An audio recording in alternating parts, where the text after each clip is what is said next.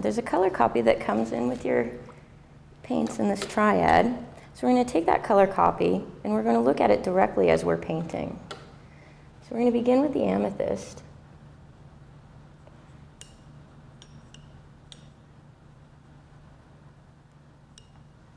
And it's full strength. And we're going to look for the darkest parts of this iris and paint them in first.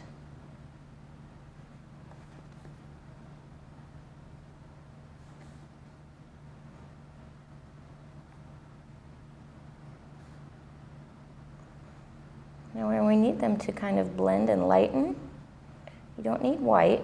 What you're going to do is wet your brush without adding any more pigment, and then blend in that clean water. Again, allowing it to mix right on there and lighten the color at the tips. Coming back in with our dark amethyst again. Painting near that bottom section. And then adding that clean water near the top, allowing it to blend lighter.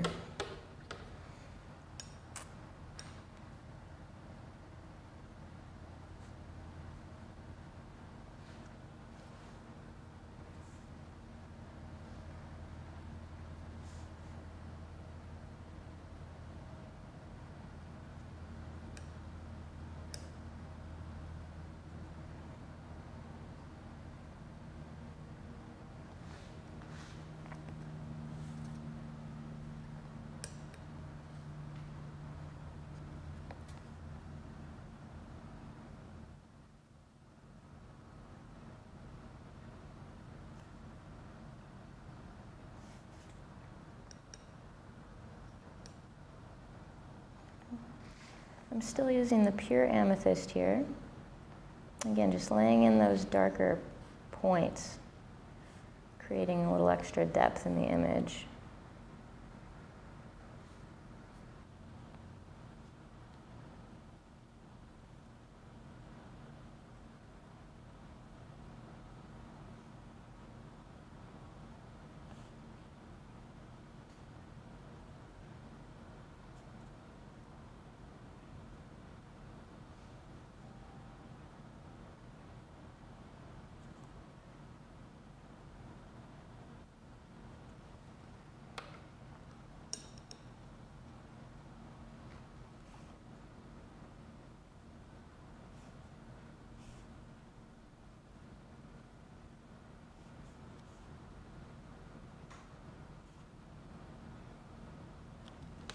Now letting those sections dry just slightly, we're going to come down here and do the stem.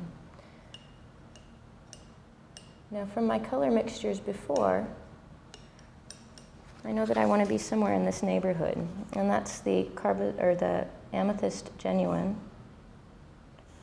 the mixture with the deep sap green.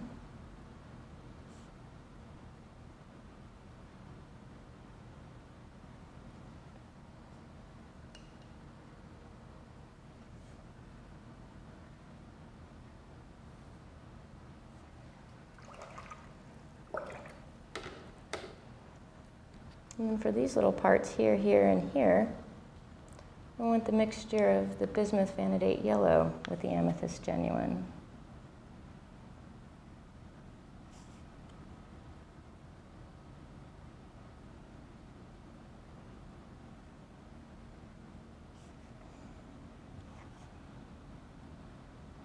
And while this is still wet, I'm going to drop a little bit of that color into these wet parts down here, allowing them to mix just slightly.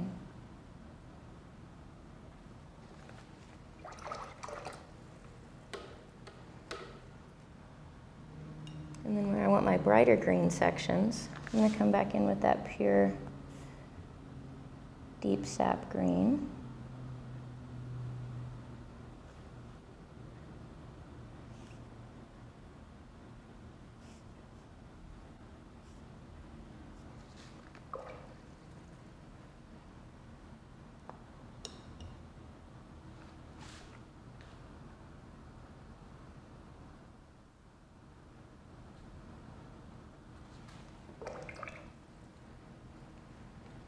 Now I'm going to come back up into here and paint some of those lighter amethyst sections. So for the lighter sections, I'm going to take that dark amethyst, put it in the center, and add a little bit of water to it, diluting the mixture so I get a lighter purple color. And I'm going to come back in and do some of these lighter sections.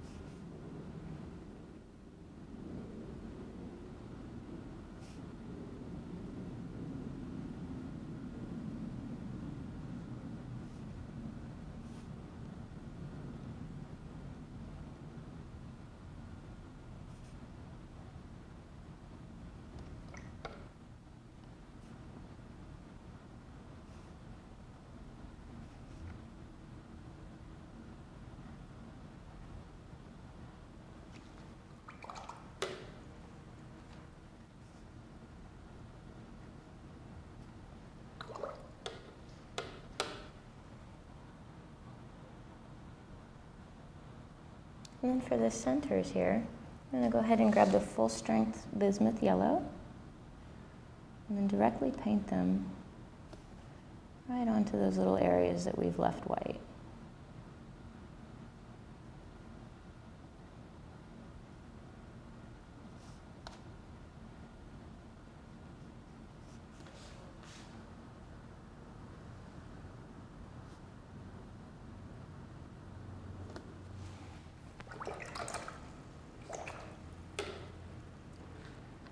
Just for a little bit of additional detail down here, I'm going to turn my brush around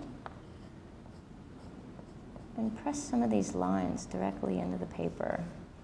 What that does is create darker areas where the paper is still wet.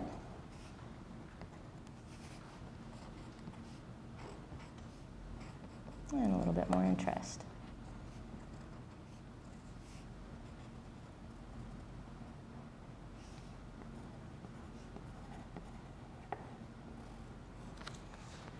And there we are. I hope you enjoyed your lesson today. Have fun painting. So for this part of the demonstration, I'm going to briefly go over the supplies that we're using. We've got the artist transfer paper. This is the Seural graphite. It comes out in a gray color, and that enables you to transfer your image directly to the paper that you'll be working on. I use a pencil sharpener, a very simple pencil, a colored ballpoint pen, and again, those are for image transfer. I keep a spray bottle. Easy to use, keeps your colors moist, and adds clear water if you need it. I'm using a porcelain palette. There's a few things that this one does, and that is able you to clean all the way back to white every single time. It's nice to have a nice clean palette and not have to transfer any color. I'm using some very simple brushes, around number 8 and a 1/2 inch. Both of these ones are Kolinsky sable, but you can use any brush that's synthetic or a mix. The paper that I'm using today is a 300-pound Arches hot press paper. It has a medium texture to it, and it's nice and heavyweight, so I don't have to worry about it wrinkling up on me. I use an artist tape to secure the edges of it to keep it from fussing around. And then I'm securing it to a piece of gator board. And what that does is allow me to move this surface around without disturbing the image itself. So those are my product recommendations for you. I hope you enjoyed the demonstrations.